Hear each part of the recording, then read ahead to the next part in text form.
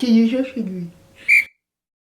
Bonjour à tous et bienvenue sur le channel. Je vous montre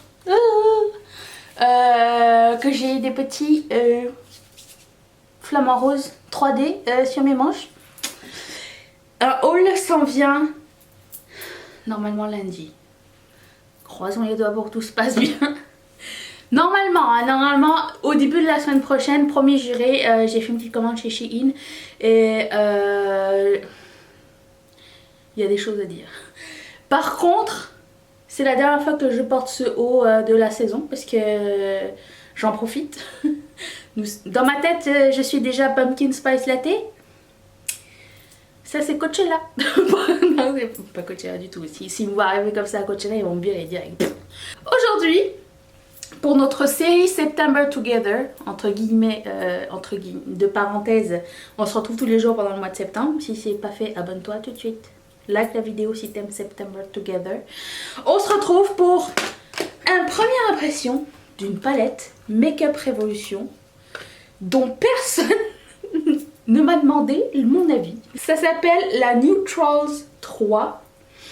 Et on va faire un look automnal aujourd'hui. Et je vais vous approcher tout de suite. Je vais prendre ce Milk Jumbo Pencil. By the way, je sais pas si vous voyez, mais les fards Juvia's Place, malgré le jumbo, ont déteint sur mon visage. Et oui, c'est un peu intense. Mais la couleur a tenu toute la journée et j'ai eu beaucoup de compliments sur mon eye make-up, surtout venant de mon mari. Je voulais juste vous dire vos histoires de flûte à bec.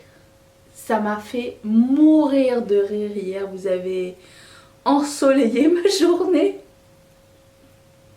avec toutes vos anecdotes. Et Ludivine, je sais pas par là, m'a donné envie de parler des cours de techno. Qui se rappelle de son cours de techno? Je détestais la techno, je déteste ces cours. Je vais prendre la couleur ça. Je vais le mettre comme couleur de transition. Cours de techno, c'était pas magnifique. Moi je veux savoir qu'est-ce que votre école vous a fait fabriquer dans vos cours. Parce que je me rappelle, nous il fallait souder des choses. J'adorais souder des choses. Des résistances, les petits trucs de couleur là. Pour faire un circuit qui, je sais pas à quoi ça servait. Oh, on devait faire un truc genre un jeu quiz questionnaire. Genre, il fallait que tu inventes des questions toi-même. Et que tu relis la question et la bonne réponse. Et quand la personne elle avait la bonne réponse à la question, les lumières s'allumaient. Ça, je pense que c'était meilleur. Après, pour trouver l'idée des questions, c'était pas trop ça, mais genre, quel est mon insecte préféré? Le papillon, je sais pas. Ouais, je trouvais que ça c'était cool. Après, on avait inventé, de ce que je me rappelle, hein, on avait... Qu'est-ce qu'on avait d'autre? On avait un espèce de portefeuille magique. Je sais pas si c'était en techno ou si c'était en cours d'art plastique du coup. En bois, genre tu mettais une photo d'un côté, il y avait du ruban qui se croisait, puis quand tu tournais le truc en bois, l'image avait disparu. Est-ce que ça rappelle quelque chose à quelqu'un? J'ai revu ça il y a pas longtemps dans un truc de magie. C'est bien, c'est cool. Mais le mieux que j'ai appris, c'était dans mon cours de techno ici, et ça m'a pris tellement de temps à finir, il fallait que je vienne en extra temps pour terminer ça. C'était une machine à distributrice à boule de gomme. Ne me demandez pas pourquoi. Ça n'a jamais fonctionné pour moi. C'était une horreur. J'ai détesté cette machine pour mourir. Je vais prendre... Je sais pas. Qu'est-ce que je prends? Que prends-je? Ben, je voulais y aller avec... Je sais pas. Moi, je voulais que ça soit ça, la couleur principale. Et du coup, je vais prendre ça en haut. Comme d'habitude, on va faire un look fastoche, juste pour voir si ça fonctionne bien. On va faire un allô. Oh! Ok. Je sais pas si certaines d'entre vous qui avaient commandé la palette de Emily Noël l'avaient reçue. J'ai l'impression qu'ils ont des petits problèmes de livraison. J'ai pas reçu encore. Et comme hier, ils se sont excusés sur les réseaux sociaux, je me suis dit ils ont dû avoir un trop plein d'un coup comme ça d'un seul. Ils ont été submergés. C'est pas grave. Ça m'empêche pas de faire du contenu, j'ai envie de dire, mais ils sont victimes du succès d'Emily Noël. C'est bien. Bon, alors vous me raconterez ce que vous avez fait en cours de techno. Mais ça me fait penser que quand je suis arrivée ici au Québec, tout était tellement différent en termes d'éducation. C'était tellement plus relax, moins protocolaire, j'ai envie de dire. Genre on tutoyait nos profs, premièrement. Limite, même des fois, il y a des profs qui me donnaient leur numéro de téléphone au cas où on avait des problèmes. Je pense que je me répète sur certains trucs, mais pas grave. Certains profs nous donnaient leur numéro de téléphone si on avait envie de parler et tout. Ils étaient super open sur genre la sexualité, la consommation de drogue et tout ça. J'avais 15 ans, 14-15 ans, quelque chose comme ça quand je suis arrivée ici. Ça m'a choquée. Alors que chez nous, c'était tabou ce genre de choses. Je vais prendre un autre pinceau et je vais prendre cette couleur-ci. Ça m'avait choquée. En plus, oui c'est ça, c'était bizarre. Et je me rappelle le jour où on a appris le théorème de Pythagore. Alors oui, on a appris le théorème de Pythagore très tard ici. Parce que moi je l'avais déjà appris plusieurs années auparavant. Alors je sais pas si dans votre école c'était la même chose, mais nous quand on faisait théorème de Pythagore en France, il fallait qu'on écrive genre la formule au complet. Genre selon nanana, le Pythagore, l'hypoténuse, c'était une phrase genre de 3 lignes. Ici, ils ont dit, bon, on comprend le principe, alors on va écrire A2 plus B2 égale C2. Je me suis dit, mais putain, quel gain de temps, mais c'est magnifique. Tu sais, il y a des choses pour lesquelles, en France, il y avait des protocoles vieillots. Je me rappelle des encriers qu'on avait sur les pupitres, on dirait la Seconde Guerre mondiale, là. Quand je me rappelle des écoles dans lesquelles on était, c'était pas très évolué encore à l'époque. J'ai l'impression. Hein. Alors peut-être c'est les villages dans lesquels j'ai été à l'école, j'en sais rien. Mais j'avais l'impression que ça évoluait pas avec le temps. Voilà. Dis donc, cette palette, elle est simple. Il est arrivé ici, je suis arrivée avec mes stylos plumes. Vous savez, j'avais une grande fierté d'avoir des stylos plumes. J'adorais ça, les stylos. J'aime toujours ça, mais ici, ça n'existe pas. Si tu veux acheter des stylos plumes, il faut que tu ailles dans des magasins spécialisés de stylos. Ici, tu écris au crayon de papier. Nous, crayon de papier, c'était juste pour faire des schémas. Mais ici, on fait jamais de schémas. Il n'y a jamais de géométrie. Tout était déjà toujours tout fait. Donc, c'est pas comme nous, genre, quand on commençait à faire... nos problèmes de maths, il fallait qu'on dessine déjà le problème. Déjà, c'était un gros problème. Parce que si tu avais le dessin faux, tout le reste était tout faux. Donc, ici, ils te donnent une chance. Ils disent, ok, c'est bon. On va te faire le dessin, démerde-toi pour la suite. C'est comme les examens. En France, tu devais faire des rédactions de 4 pages recto verso, feuille double de classeur, je sais pas trop. Ici, c'est... choix de réponse et 3 questions à développement. Et les questions à développement, c'est 3 lignes. Autant vous dire que mes examens, j'étais toujours les premières à les terminer. Ici, en France, j'étais cancre. Ici, j'étais la meilleure de la classe. C'est à n'y rien comprendre. J'ai même eu un diplôme d'excellence. En français et en maths. En maths. Est-ce que c'est pas la matière qui est difficile finalement dans mon raisonnement, c'est comment on l'enseigne alors? J'aimerais bien vous entendre à ce sujet. Si vous avez des questions sur mon éducation au Québec, n'hésitez pas à me les laisser en commentaire. Je serais ravie d'y répondre. Je vais prendre... Cette palette est super. La couleur que je vais utiliser au début, celle-là. De la promessitude. Oh! Ok. Non mais attends, rappelons-nous que la palette elle coûte 7 $ quand même. Je pense que la nouvelle palette Gingerbread peut aller se rhabiller. Oui, parce que Too Faced a sorti une nouvelle palette. Mon fil non mais anti-haul. Nouvelle palette Gingerbread Spice. C'est la bonne période pour la sortir, mais je sais pas. C'est une palette avec des tons neutres violets et un fuchsia orange au milieu. J'ai l'impression parfois que le fuchsia et le orange au milieu des palettes, c'est pour capter notre attention. Parce que ces deux couleurs-là sont très plaisantes à la vue. Et j'ai l'impression que ça attaque direct. Non, moi c'est une conspiration. J'ai l'impression que ça attaque direct dans nos feelings. Tu sais, je sais pas comment vous expliquer.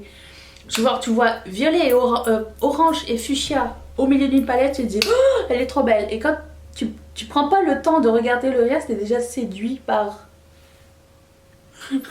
T'es déjà séduit par le reste de la palette sans avoir regardé. Mais j'ai posté la photo sur Instagram, beaucoup d'entre vous avaient aimé cette palette. J'ai rien dit, mais j'ai l'impression que parfois on nous entoure la poule, dans le sens où quand tu regardes tout le côté gauche de la photo, c'est 6 fards neutres, blanc, rosé, nacré, qu'on a déjà vu. Et quand tu regardes le côté droit de la photo, aux extrémités en fait de ces couleurs là, c'est des marron irisé, vert irisé, doré irisé. On a déjà tout ça. Mais c'est juste, je pense, des fois une histoire de placement et ça atteint notre... Je vais pas me salir. Ça atteint notre fibre... J'ai l'impression que ça atteint nos émotions dans le sens où on trouve ça beau, on est interpellé et ça nous flash dessus comme ça. Mais je suis sceptique. La testeuse Newt, si vous ne la connaissez pas, je vais mettre son blog dans la barre d'infos, m'a demandé si je pouvais essayer live de mettre ça comme primer. Donc j'en ai parlé dans mes vidéos des favoris, je vais la mettre juste ici. C'est un highlighter mousse de Shiseido et je le trouve très joli. Et j'avais dit que ça serait super beau comme base de fond de teint. Surtout quand on a un fond de teint mat, ça va donner une illuminante. Vous voyez, c'est pas trop, c'est pas métallique, je trouve que ça donne juste bonne mine. À la limite même je le porterais comme crème hydratante, ça me dérangerait vraiment pas. C'est la couleur or pur. Je sais pas s'il y a d'autres couleurs, je le trouve pas sur Sephora ici. Peut-être que vous allez le trouver en France, parce que c'est Valérie qui me l'a envoyé. Par huge. Qu'est-ce que je voulais faire? Je vais faire ma mixture de fond de teint, mat velvet et le toffee qui est bientôt fini. Tout fini en fait. Oh, et dans les nouvelles make-up, j'ai finalement vu la collection qui va sortir vendredi de Make-up Sheila avec Colourpop. Je dois vous dire, je suis un peu déçue. Je m'attendais à ce que ce soit plus que 3 rouges à lèvres, mais... Les couleurs sont belles, elles me font penser beaucoup aux couleurs que... Comment elle s'appelait? Et Larry avait fait avec Colourpop. Mais elles sont belles. Mais c'est juste que je m'attendais à plus et j'étais un peu déçue. C'est de ma faute. J'ai mis mes expectations too high. Oh, j'ai vu aussi, et je voulais partager sur Instagram, les prochaines mini obsessions de Huda Beauty. Je pense que ça c'est un vraiment bon boulot qu'elle a fait cette année, Huda Beauty. Après, bon, hors drama bien sûr. Je trouve que ces fards sont vraiment très très cool. Puis des fois on n'a pas les sous pour acheter genre 80 $ de palette chez Huda Beauty. Les mini sont géniales parce que c'est vraiment pas très cher, je pense que c'est une trentaine de dollars, je m'en rappelle même plus déjà. Je vais prendre ce mini crayon de make-up de MAC qui s'appelle Alpha Grey. Pourquoi je prends du gris? Je sais pas, on va essayer.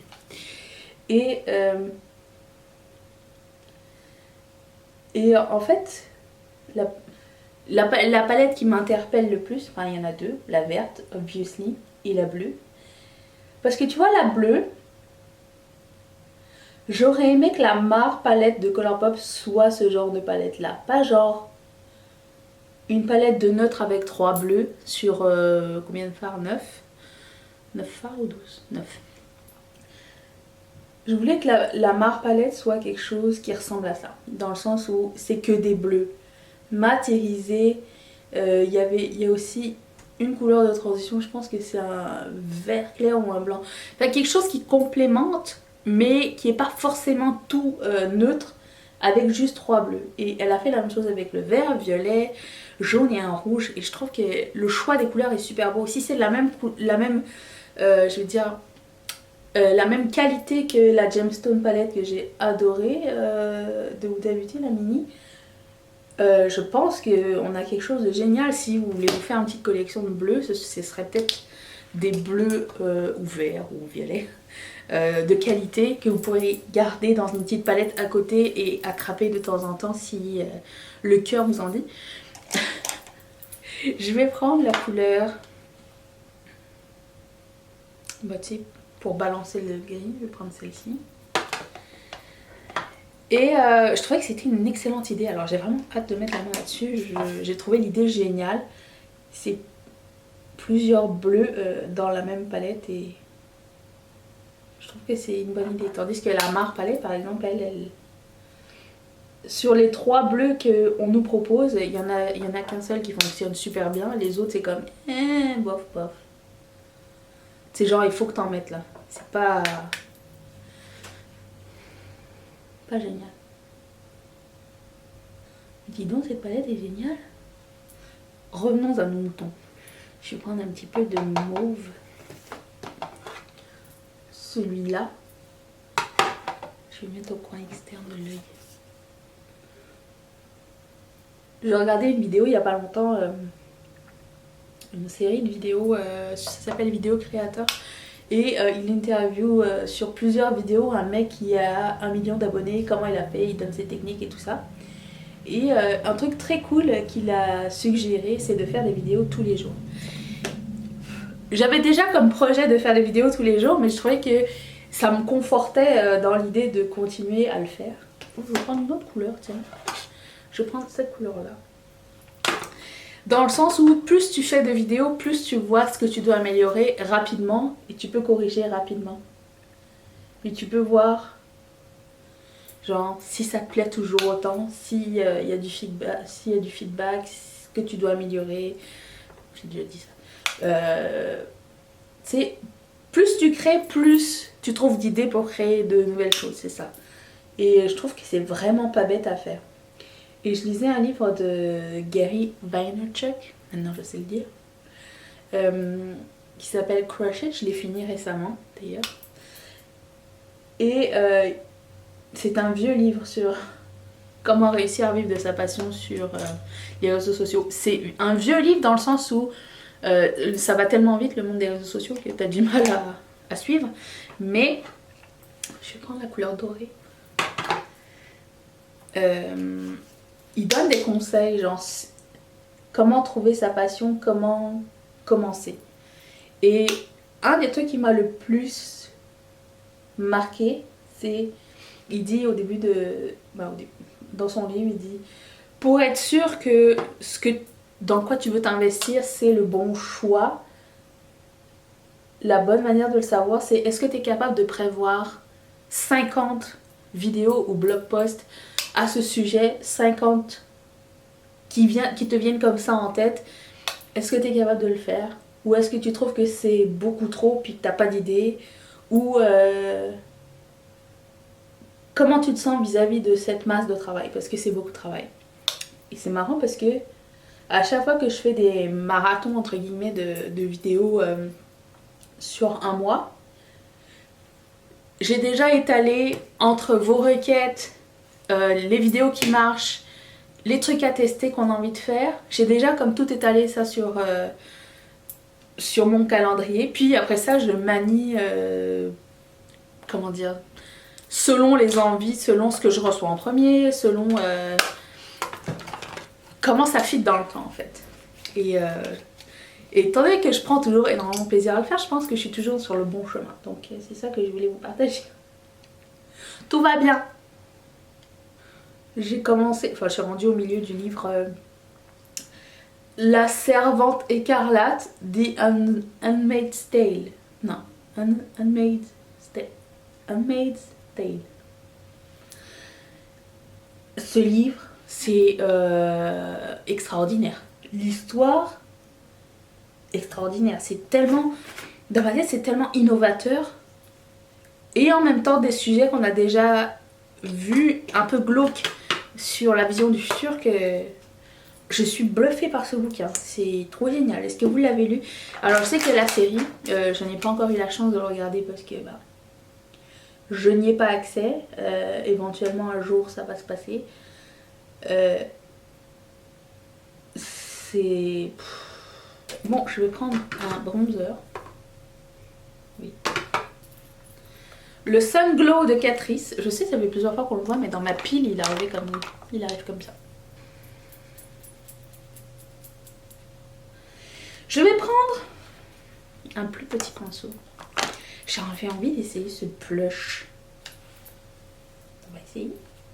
Oh, il est encore mouillé mon pinceau, c'est pas une bonne idée. Oh, mais quelle beauté! Il y a des petites paillettes dorées dedans, mais bon, on s'en fout. Elles sont... Ça donne la luminosité. C'est pas des grosses paillettes, c'est les paillettes style Nars Orgasm.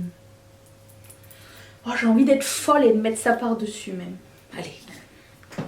Soyons gogol.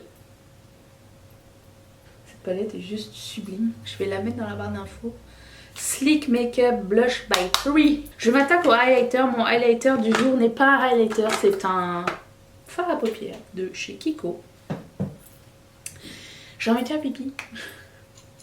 Celui-ci, il s'appelle 01 Beam of Light Highlighter. Je suis une sale menteuse. Regardez-moi cette beauté. J'ai regardé le footage avec mon highlighter Essence de le jour qui était weird. Qui était pas très beau hein, de proche. Ça laissait un petit grisâtre ici. Ah mais sans le chocolat. C'est ça? Non c'est ça. Mais pourquoi c'est sans chocolat? Je vais highlighter l'os du sourcil. J'ai sorti un vieux lip stain. Je sais pas s'il est encore bon, si c'est encore agréable. De Joe Fresh, ça n'existe plus, je pense. Ça ressemble à ça. Ça s'appelle Pomme. Ça sent la pomme. Pourquoi je me fais ça au fait? Je veux juste tester si je l'aime encore. J'aime que la mine ce soit comme un marqueur. J'ai encore dépassé. Et comment je fais pour enlever un lip stain là? Ah, ça part. Je suis pas fan du contour avec ça, mais c'est pas supposé être fait. C'est pas supposé être fait pour faire un contour anyways. Je vais essayer de blurrer un petit peu le contour avec un crayon. Allez, Lise, aide-moi. Si vous voulez voir la playlist de September Together, je vais la mettre juste ici. Et si c'est pas encore fait que tu veux t'abonner, welcome. Active la cloche. Et si tu veux devenir marraine ou parrain de cette chaîne, clique sur ce petit carré ici. Je remercie toutes mes marraines et tous mes parrains de sponsoriser cette chaîne. Je vous retrouve demain pour une prochaine vidéo. Je vous embrasse très fort. Bye!